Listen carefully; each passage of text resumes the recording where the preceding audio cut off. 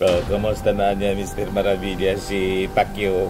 Yan pa rin po ang laman ng mga balita ngayon. Si Pacquiao ayaw pa rin pong lumitaw at sa liwasang nagbabagang mga balita at pagtalakay sa mga isyu na lipunan. Bulsa, opinyon, banat at paglalantad sa katotohanan. Bulsa, what you see is what you get. You decide.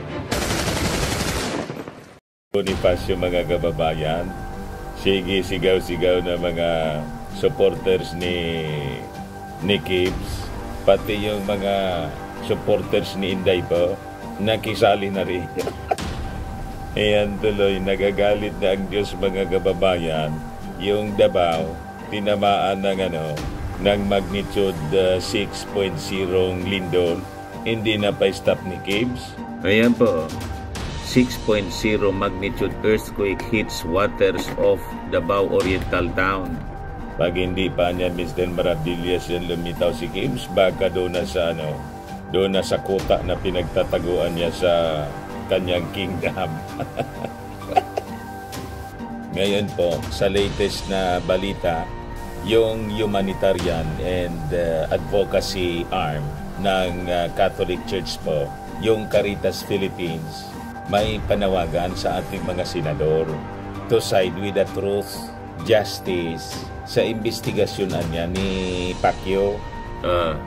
Church agency urges senators to side with the truth, justice in Kibuloy probe. As yan nangyari po, yung mga senador, other than si Risa Ontiveros, nakaside po kay Gibbs. Alang yan talaga itong mga senador na to. Buti si JB Ejercito, binawi yung kanyang signature against contempt order. Pero yung mga senador, mga kababayan na nagkinabang siguro sa boto ng mga members ni Gibbs, ayun, talagang todo tanggol po kay Pastor Gibbs. Ang latest ngayon na nagsalita, si Bato, di daw siya naniniwala na magagawa ni Pacquiao ang kababuyan at pinopolitika lang daw si Gibbs. Anong ipolitika po na nagsimula po yung reklamo sa Amerika? Maglalabas na nga po ng warrant of arrest yung US District Court po. Kaya nga inintriga na ni Pacquiao yung kanyang mga properties sa kanyang best friend na si Maldives. So ito na yung mga tanda na dadakmain na siya mga kababayan ng mga US authorities dahil sa reklamo pong sexual abuse and human trafficking. But before ko mga kababayan ibigay sa inyo yung full story ng mga balitang yan, click subscribe muna dito sa ating YouTube channel and hit the notification bell para lagi po kayong updated sa mga kaganapan dito sa ating bansa. Like and share na rin po ninyo ng ating video at wag na rin po ninyo na skip yung ating mga commercial ads para tuloy-tuloy lang ang pag-unlad ng bagong Pilipinas.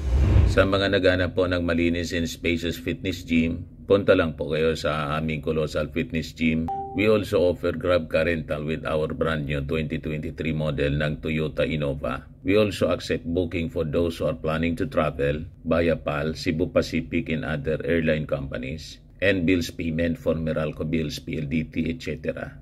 Ang Colossal Fitness Gym is located at 3rd floor Security Bank Building, Landco Business Park, Legazpi City, Albay. For inquiries, look for Jilon Maravillas. Contact number 0966-802-0949. Lagi na pong matao sa amin. Na-set up na rin po yung aming mga bagong gym equipment. May treadmill na rin po kami. Ito naman po yung bago naming product na binibenta online. iGlow Serum, whitening po siya. Tingnan ninyo yung epekto sa aking anak na architect before and now. Yung mga inquiries po ninyo, dumiretso na lang kayo sa kanyang Facebook account, Riz Maravillas. So ito siya mga kababayan yung balita ngayon. Ginawang hero po si Pacquiao. Kakaiba na talaga po ang mundo natin ngayon. Kung sino yung suspected sexual abuser po, human trafficker, na tambak ang kaso po doon sa Amerika. Pati ngayon dito po, nasadlak sa patong-patong na kaso si Pacquiao, pati sa Senado, pati yung kanyang company, yun ang hero sa mga senador at mga supporters ni Inday. O di ba po kakaibang pag-iisip ngayon ng mga tao? Pero anya Mr. Maribillas, konti man lang ang naniniwala. Yung mga nabilog yung isip at yung iba siguro niya pinondoan Mr. Maravillas. Kaya nandoon sigaw-sigaw sa liwasang Bonifacio. Lahat nagpaka-t-shirt. Alangan mang hindi ginastusan po yon. Pati yung mga placards. Yan po, abolish Congress. Permanently restore freedom of the press. Bakit ano nangyari sa freedom of the press po? Kaya nga sila nandiyan dyan, mga kababayan, walang supresyon. Libre sila na magdaldal. Sinuspend na nga po yung SMNI, nagdadaldal pa. Sige pa ang broadcast, gamit po yung, yung social media. Wala mang sumusupil sa kanila. Nagpalabas ng statement po sa YouTube si Pacquiao. Ginawa pang aswang si Presidente Bongbong sa Kasilisa. Inamay pati si Martin. Wala man po nag-censor. Di ba? Nagkukulangan ba sila ng freedom of the press? Kaya nga po, ang tawag dyan sa amin sa Bicol, balok-bagi, gawa-gawa nila, mga kababayan yung mga pa-victim, parang si Inday. Yung pamilya niya po yung atake ng atake, panira ng panira sa ating Pangulong Bongbong Marcos. Pagkatapos sila yung pa-victim. Di ba? In words, yung mga senador na kaalyado nila, imbes na sakluluan yung mga victims, alleged victims po ng sexual abuse, sumaklolo kay Pacquiao. Kasama si Superate. Yun mga kababayan ang medyo hindi maganda na nangyayari. Kaya yan, nananawagan na po yung Caritas Philippines. Basahin natin po. Sabi dyan, the humanitarian and advocacy arm of the Catholic Church urged lawmakers, particularly senators, to pursue the truth regarding the alleged sexual abuses within Apollo Kibuloy's ministry. Caritas Philippines emphasized the need of ensuring justice for the alleged victims of human trafficking, sexual abuse, and other criminal activities involving Kibuloy in his church, the Kingdom of Jesus Christ. Pwede yung pangalan ng ating Panginoong Jesucristo na balahura na po. Kasi yung mga criminal activities nangyayari po as alleged ng kanyang mga biktima sa loob mismo ng ministry. Di ba nakakapanindig balahibo yon mga kababayan? At yung nakakalungkot, yung ating mga ibinotong senador, imbes na tingnan yung kapakanan ng mga victims, doon sila kumampi sa alleged abuser. Yon ang walang kapatawaran mga kababayan. Kaya sabi rito, nanawagan po yung Caritas. We call on Congress particularly the Senate, to remain steadfast in its pursuit of truth and justice. The church agency urged the Senate to uphold the rule of law and ensure that everyone, regardless of their status of influence, is held accountable for their actions. The Caritas earlier appealed to Kibuloy to submit himself to the Senate inquiry and any other legitimate investigations. So kumampi na po yung Caritas, mga kababayan, sa panawagan ng ating Pangulong Bongbong Marcos. Sagutin mo na lang anya. Pag halimbawa niya, nasagot mo na yan, o di tapos na anya. Ayaw po. So paano malilinis yung kanyang pangalan? Di ba? Sabi niya hindi man siya guilty. O di paliwanag niya bakit hindi siya guilty. I-submit niya sa questioning ng ating mga senador kasi may obligasyon, may mandato yung ating mga senador, yung Senado po. May nagreklamo eh. Kaya sabi po ng Caritas, this is not about silencing him or denying him his rights. It is about ensuring that all voices are heard and that the truth prevails. Hindi pwedeng mga kababayan, siya yung magsasalita, Tapos ayaw man niya ng cross-examination. Sige lang ang akusa niya. Imagine, pati yung ating Pangulong Bongbong Marcos, idinamay na nakipagsabuatan daw para siya ipatumba, i-assassinate siya. What? Diba? Ginawa pang aswang, nagbobodo rituals daw para aswangin daw siya at yung kanyang kaibigan na si Digong at si Inday. Di ba katawa-tawa? Sabi ng Caritas, we also urge all Filipinos to stand together in upholding the dignity of every human person and ensuring that the scales of justice tip in favor of the vulnerable and the voiceless, not the powerful and the privileged. Tama. Kaya nga, mga kababayan, may nag-react na ordinaryong Filipino po sa naging behavior ngayon ng ilang mga senador. Ito po, i-share ko po sa inyo. Napakaganda yung kanyang mga sinabi dito po, shinare sa social media. Si Yayam Dizon, sabi niya rito, Senator Mig Zubiri, with due respect, Senator, the Senate of the Philippines now which you lead as President is no longer an institution that is worthy of the people's trust and respect. Because you and your senators have made it an institution only for yourselves, for the rich, the powerful, and well-connected, and not for the people. He who has less in life should have more in law, anya. Of President Ramon Magsaysay is no longer a truism under the present batch of senators. In fact, you all have shown adherence to the infamous words of former Senator Jose Avelinos. What are we in power for? Because all you do now are for your own interest as well as that of your friends, relatives, and associates. The classic examples of this are what Senator Padilla and Senator Marcos are currently doing in the Senate defending Pastor Kibuloy.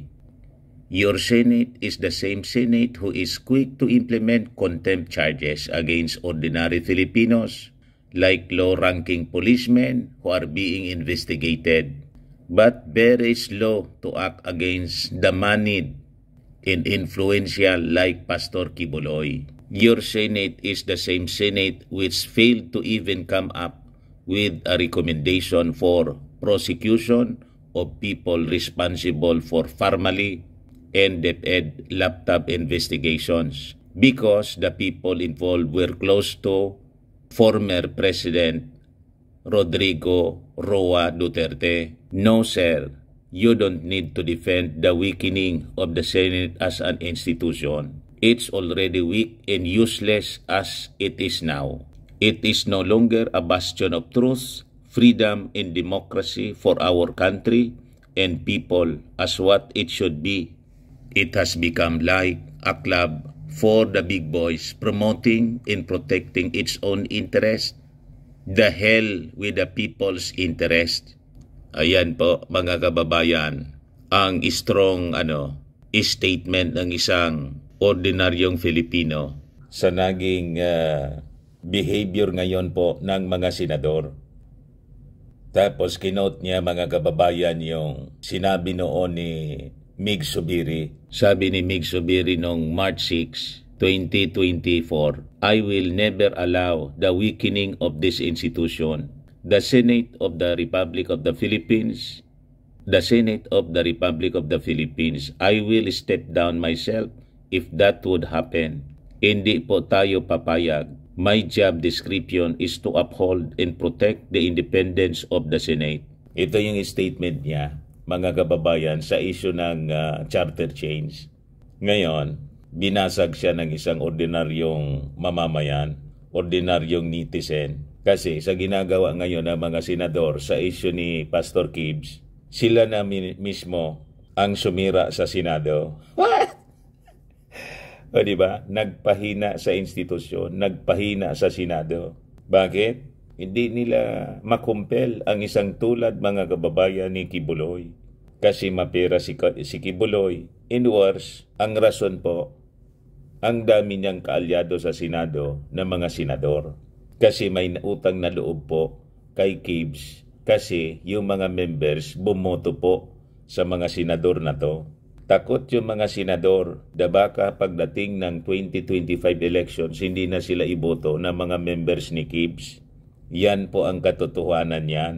At yun na I think ang tingin nitong nag-react mga kababayan na ordinaryong mamamayan. O ngayon, mga kababayan, ito yung rally dyan sa Liwasang Bonifacio na ang sabi di daw sila aalis hanggat hindi mag-resign yung ating Pangulong Bongbong Marcos. Naging anti-Marcos mga kababayan yung rally sa Liwasang Bonifacio. Ano man kinalaman ng ating Pangulong Bongbong Marcos sa problema ni Gibbs? Sabi nga natin, ang nagpatawag po ng Senate investigation po, anti-Marcos, si Risa Ontiveros. Wala man dyan control kay Risa. Ang ating Pangulo, anti-Marcos. Diba? At yung kaso ni Pastor Gibbs, mga kababayan, idinulog sa Senado. At isa pa, ang kinasadlakan niya, hindi lang dito, pati sa Amerika, wala mang kontrol yung ating Pangulong Bongbong Marcos sa gobyerno ng Amerika. At kahit yung US government, separado na din po yung husgado doon, tulad dito sa ating bansa. May separation of powers. So, pilit nila na sinasangkot yung ating Pangulong Bongbong Marcos sa mga problema ni Gibbs. Si Gibbs po ang may gawa ng kanya mga problema. Kasi kung hindi niya ginawa yung mga alleged sexual abuses and human trafficking, di wala sana siyang kaso. Ngayon, kung talagang naniniwala siya na wala siyang ginawa, hindi siya guilty, defend niya ang kanyang sarili. Ayaw man niyang sagutin. O, tingnan ninyo ito. Protect FRRD daw, mga kababayan. Lumayo sa issue, mga kababayan, ito mga nagrarally. Pakinggan natin yung mga sinisigaw-sigaw nila dito po. Dali lang po, mga kababayan. Pakinggan po ninyo.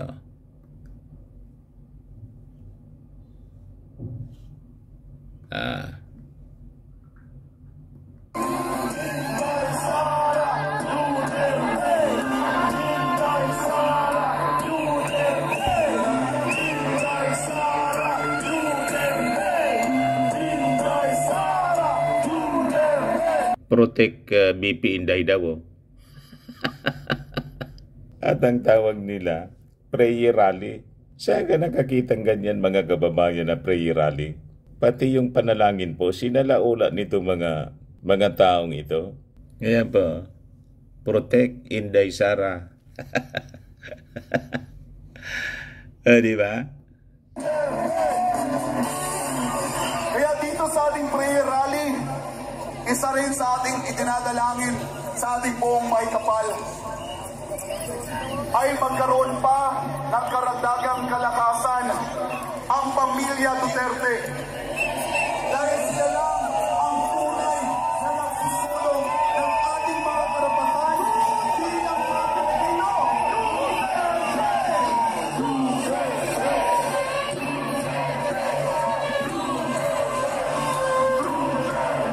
Kita mo? Yung mga Duterte daw ang siya lang nagsusulong daw ng human rights. What?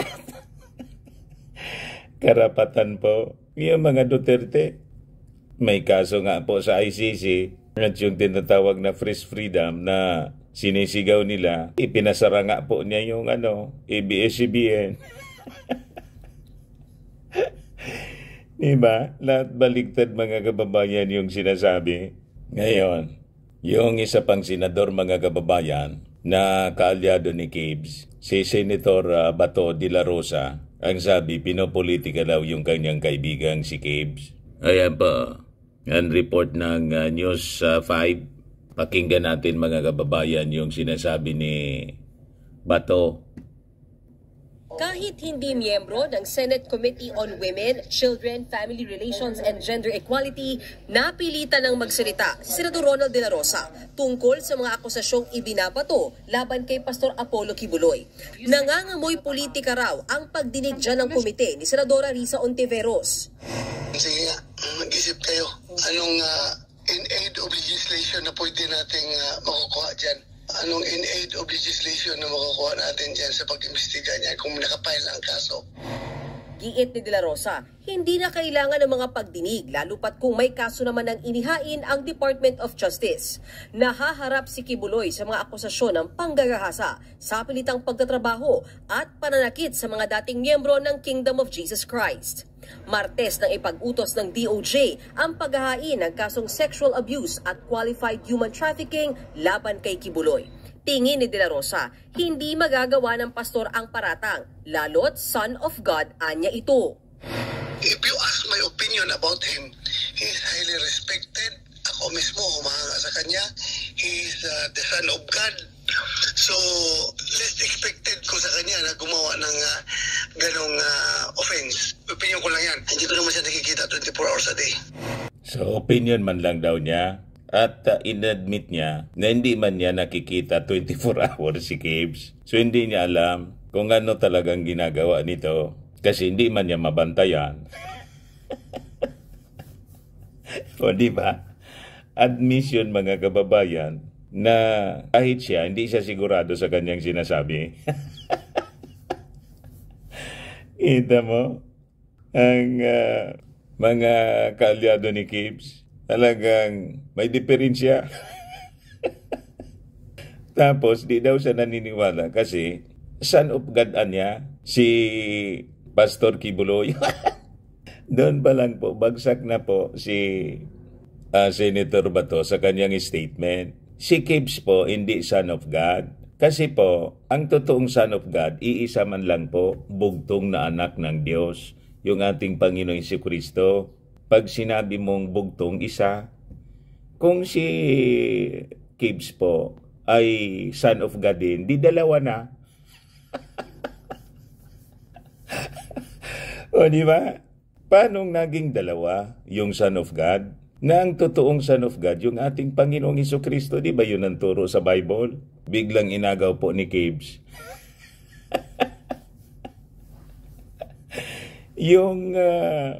Yung posisyon ng ating Panginoong Jesucristo, inagaw ni Kibs. Siya na daw yung Son of God. Pinaniniwalaan naman itong senador nating si Bato. Oy, Bato, nakalimutan mo na yata yung turo sa religion mo na ang anak ng Diyos ay iisa man lang. Si Jesus Christ man lang po. Tama? Kaya, maling-mali yung inyong mga pinagsasabi. Sabi nga dito sa amin, salto. Sablay.